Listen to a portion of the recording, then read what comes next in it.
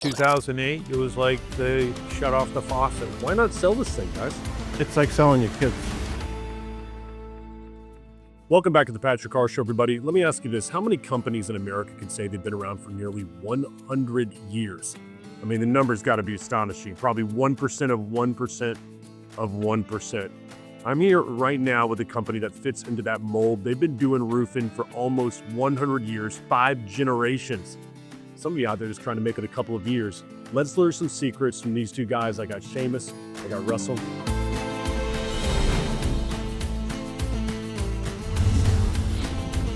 When I think about your company, almost 100 years of doing this, can you tell us a little bit of the history of the company? Because I think it's absolutely incredible. Back in the late 20s, my grandfather and great-grandfather started up in Weymouth. And my grandfather had a big family. There was 10 kids, 6 boys. All 6 boys went into the business. So as you can imagine, as the families grew, they had kids, the businesses grew, and we kind of branched off we created little separate franchises almost for all the different family members. The original company is actually up in Weymouth. That's still there and running. My cousin Chris operates that. And, you know, we opened up down here in the Cape in the late 60s, early 70s. I had another uncle that moved from Weymouth to Plymouth, established himself in the Weymouth. We started doing work on Nantucket, Vineyard. So as the family grew, we kind of spread out, and here we are today. Private equity. Why not sell this thing, guys? I mean, it's a fair question. It's been in your family. It's a valuable company. Ride off into the sunset and live the life the rest of the time. Why not do that for you all? It's like selling your kids. Oh, shit. You know, I mean, there's a legacy here, and it's a legacy I'm proud of, and I'd like to see it continue. And I'd be afraid of the end product that the customer would receive if we were to go that route. Yeah, I think also too, I mean, we've come a long way. I mean, we built the company up to a place where we really enjoy coming to work. And so to give that up, I don't know if, you know, I'm not sure. My son just jumped into the business within the last couple of years. So, and he's really liking it too. And so, you know, I don't know. I think, we enjoy working with each other. We really enjoy the employees, you know, interacting with all the customers in the community. It's just, again, I think we've gotten to a point where I think we just really enjoy coming to work, and that's the biggest thing. My daughter just graduated college, and she's coming to work with us in the beginning of the year. So I'm looking forward to that. And quite truthfully, Patrick, I think I'd make a lousy employee. You know what? I'm not going to disagree with you on that one. Both of you went with the truth. Yeah. But I like the dynamic that you both have. It seems you have an immense amount of respect for one another in your own way for what you do and bring to the table. Yeah. That's an important in a partnership. Well, you know, you asked earlier about what guys need to do, and, you know, they're starting out and how to do it. And for me, having someone like a Seamus, you need someone you can lean on. So it's hard to do something by yourself. But when you have someone else that you can share the journey with, that you can lean on, that, or even just vent to, it's huge. So, you know, I think a lot of these guys try to do too much by themselves. We tend to want to do that, take too much on our shoulders, not ask for help. Yeah. Till it's too late. Right. So even on my team, but I'm guilty of it. Like, I'll get on to some of my employees about it because we don't find some till the last minute. But then I know behind the scenes what they don't see is I do the same thing sometimes. Right. Because I want to carry that burden on myself. I don't want to say anything to somebody else. Or it takes too long to explain what you want. I'll just do it myself. And I'm guilty of that, you know? What is it for you all that's a must if you're going to have a successful roofing company? Everybody's different. What's it for you? I think live answer on the phone is huge. Okay. So a lot of people like to rely on, they'll have the phone go right to their cell phone. It's in their pocket. They let it go to voicemail, or they use an answering service. So we have people, and we don't use an auto attendant, you know, thank you for calling. If you want to schedule an estimate, press 1. We just pick it up, say, hello, Cazeault Roofing, what can I do for you? And, you know, I think people like that. You know, people get frustrated when they have to try to navigate a menu to, you know, get a price on a roof. People like a real conversation. They Who would have thought? Yeah, I know. Who would have thought? Yeah. It seems like such a simple thing, but everyone's trying to get away from it. It's like, how much can I automate? How much can I put AI into it? How much in there? I think in some ways, people are forcing AI into their business. Right. Where sometimes it's not the solution for your business right now. Maybe there's a conversation, paying somebody who can actually communicate with your customers. That might be the solution. Finding somebody who can answer the phone and make somebody feel good on the other end, right? Like put a smile on their face, care about what how their day is going. Right. Those people are hard to find, but they're great. Well, it's just like the supermarket, they want you to scan your own groceries and bag it up yourself. And, it's like if I'm paying $200 for a week's worth of groceries, the least you can do is ring it up and put it in the bag. And, Yeah, that's a great point. I never thought about it. You I know? like it. so we still kind of do it the old fashioned way. I like it. What about you, Seamus? One thing that it's a must if you're going to run a successful roofing company in your eyes. I think, again, we've been saying it all along is having good communication within the company. Starting with the office and that initial call that comes in. We have Chris answering the phones and kind of finding out exactly what people are looking for, and then moving it to the scheduling team. Before we get, after the job is signed and we're moving forward with the project. I think the customer wants to know what's going on. Once the contract is signed, they're kind of waiting around to find out, are we just going to show up, tomorrow, a week from now, 2 weeks from now, 6 weeks from now? So I think the office kind of keeps constant communication with the customer, letting them know that, materials have been ordered, we have the permit. The next step is you're gonna meet our project manager on site, and they're gonna come out and find out where, all the, roofing, equipment and, materials are gonna be located, and then when we're gonna get started. So constant communication within the customer and also, within the company and the customer, I think helps out a lot. And we never used to do that. So what's the makeup of the company right now? You talked about 10 kids your grandfather has, and then is everybody in the family still involved with it now? How many generations have we gone now? So my nephew Bobby and his son Drew, they're fifth generation, correct? Correct. You Yeah. know? So, and then, Bobby just had he's got a son that's in kindergarten. So if he were to somehow go in it, he'd probably be the sixth generation. There we go. Yeah, I mean, my son, he went off to college. He really didn't have any interest in getting into the roofing business. COVID hit. He was working in a different field, and everything went Zoom. And he wasn't getting out there to meet different people. And we actually got real busy right after COVID. A lot of people were moving to the Cape Cod here, and we actually asked him to come back, and he thought it was going to be temporary, but he loves it. Absolutely loves it. There are a lot of companies, and primarily our audience is roofing contractors, who maybe are in that 3 to 5 year mark. And Russell and Seamus, they're trying to make it right now, but sometimes it's tough to make payroll. You've done it for so long right now. I'm almost kind of looking for you to give those people some hope here a little bit, because it probably always hasn't been easy or as established as what it's been. Were there some rough times, because there might be somebody else out there who's going through that right now, where, man, they've been trying it, man. They're the guy on the roof, 5 years they've been up there doing it, and it's just not clicking for them yet, right? Can you talk to that guy? Like, it's not always going to be rosy. It's not always going to be the established, the great people, the logo. I mean, the beautiful trucks you got. No, and sometimes you just have to get back to basics. And we went through that in the 2008 to 2009 downturn.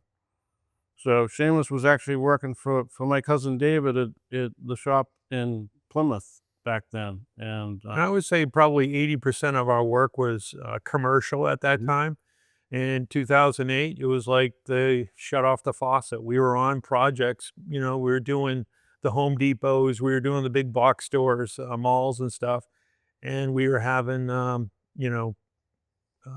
superintendents come up on the roof and say, "That's it, guys. We're uh, we're shutting it down for a while." And I think all the banks, they weren't lending out as much money, and I think everyone was just kind of holding on, just try and get through there. But we were left holding the bag, and we had to lay off a lot of guys, and we that's when we had to kind of reinvent the company. I think we had to, instead of relying, laying back and relying on the name that we had to kind of relearn the business. I think we had to learn how to do sales, learn that a lot of these roof jobs that we get are because of relationships. It's not because we're the lowest price, and you can't really rely on being the lowest price. You have to rely on relationships with your neighbors. You know, Reaching out to different people in the community, and work with some of people in need that need a hand, and I think all that stuff goes a long way. Yeah, that was big. I jumped into Rotary, the Nauset. I was president of Nauset Rotary back in 2013, but I jumped into Rotary. Also jumped into a local BNI group and met a lot of other business owners. So getting out of your business and interacting with other business owners in the community and becoming a community member. We do stuff like Habitat for Humanity, so we give back, getting out there and being visible and networking with other people in your local area. I would say that's what the young guys that are trying to start a business need to really do. It's so easy to get sucked into your own business, and it becomes like a vacuum. And you need to step outside. You need to kind of, you know, be out there, be visible, build relationships with, other trades guys. Go, join a builders association, join a local BNI or some sort of network group or a chamber group, and just get to know, know the guy down the street that's running a restaurant and the other guy that's running the laundromat. And we always try to reciprocate and use local suppliers and local vendors for anything we need. What about the industry itself? Any big changes that you've seen over the, let's say, 2013 to today, through 12 years or so? What are the big changes that you've liked or not liked in the industry over the last decade? And y'all, because you have so much experience coming into this last decade, what have you liked and not liked? Well, actually, I think we ought to talk about, there's a lot of guys out there that are set up a business, but they actually don't have the credentials to pull a building permit. Mhm. You want to talk about that? Yeah, I mean, what we're hearing is a lot of these companies are kind of tied in with national companies, but some of these guys aren't licensed. So what we're hearing in some of the meetings that local builder meetings that we're involved with, there's guys that are semi-retired, but they have the license, and they're pulling permits for companies out there that are trying to look the same as what we're doing, but they're not licensed. They have another person pulling licenses and pulling the permits, I should say, and almost like kind of pretending to be a real business. And we're seeing a lot of that. I think also too, with AI, I think a lot of people are just going online to fill out, some forms to, get pricing on jobs. And again, you're not getting that relationship. You're not getting out there and meeting the customer. I think some people, and maybe it's because of social media, I'm not sure, but some people think it's easier just to, um, you know, stay in their house and not really find out what's really going on with their roof, or their siding, or what's going on with their house. They're trying to just stay behind the computer, and I think some of these roofing companies are doing the same thing. And so I don't think I'm not sure how that's going to work down the road. I just think that again, you need that one-on-one with the customer. So let me play devil's advocate here a little bit. What's wrong with let's say a retired roofer who has has a license, Mhm. pulling that permit for some guy who he thinks he knows and has done do a good job? If we're talking to just me and also the homeowners out there, why is this a problem that you all are concerned about right now? Because down the road, a lot of these roofing companies, an average life of a roofing company is probably 2, 3 years. And so, this, when there's issues down the road, who are you going to call? If there's an issue, if the roof wasn't installed right, you're going to go back to this person that's retired. He might have gone to Florida. Again, we've been in business a long time, so we're here to help service, if there's an issue. Um, and so I think that's the real problem. I mean, it's almost like a charade. It's not a real company. And so if there's issues down the road, or if you want to talk to somebody, I mean, that the person that pulled that permit and the roofing company that installed it, they're free and clear pretty much, because they didn't pull the permit. So, you know, Good luck. good luck trying to How do you solve that problem then, Russell? Do you have an idea? How do we just say there's got to be a check and a balance there somewhere to the people that are doing the work have the license that they're the ones holding it? How do you solve this problem? Well, we solved the problem by going out and redoing the roof the right way. right. Well, yeah, you guys did. That's what happens. We've done quite a few, and it's a shame. These customers spend good money, but the whole fundamentals are wrong. We have to take the whole thing off and redo it. We've done that a few times. I don't know. You know what used to happen is you would come in with a company, you'd work with a company, and you'd learn from the ground up. And I think there seems to be a tendency for people to. I'm seeing it more and more now, and especially with the um, the immigrant crews, that they'll work for somebody as a laborer or installer for a couple of months, and then they want to be their own boss. They want to start a company, and there's nothing wrong with ambition. There's nothing wrong with starting your own company, but you really got to put the time in. There used to be an apprenticeship type of program where you'd learn the different levels, and you'd step up, and you get better and better, and you get more responsibility. And there's an impatience now with people where they want to go in, and within a year they want to do everything and be certified by all these manufacturers and be able to install a roof, and they haven't seen half the issues. And that's the other problem that we see is people go in, and people, when we go to a house or a commercial building and they say, hey, I need a new roof, well, we look first and see, well, what are your issues? Sometimes it's not the roof. Sometimes we find out that, hey, you got an old HVAC unit, that's the leak. We could put a new roof on it, but it's still going to leak. Or you got an old window, water's blowing in and it's leaking at the window. It's not leaking at the roof. So we try to look at it holistically and figure out what is the issue and try to solve the problem versus just selling a roof. Yeah. I'm interested from each of you. One thing that Cazeault has done in the last year, maybe 18 months, that's changed the business. Is there tech that you've implemented? Is there a strategy that you brought on, new training, anything that kind of peel back the curtain a little bit that's helped to change the business in the last 12 to 18 months? I think we're doing more of a team effort. So we have someone focusing on the sales, and then we're meeting. The meetings are the biggest thing.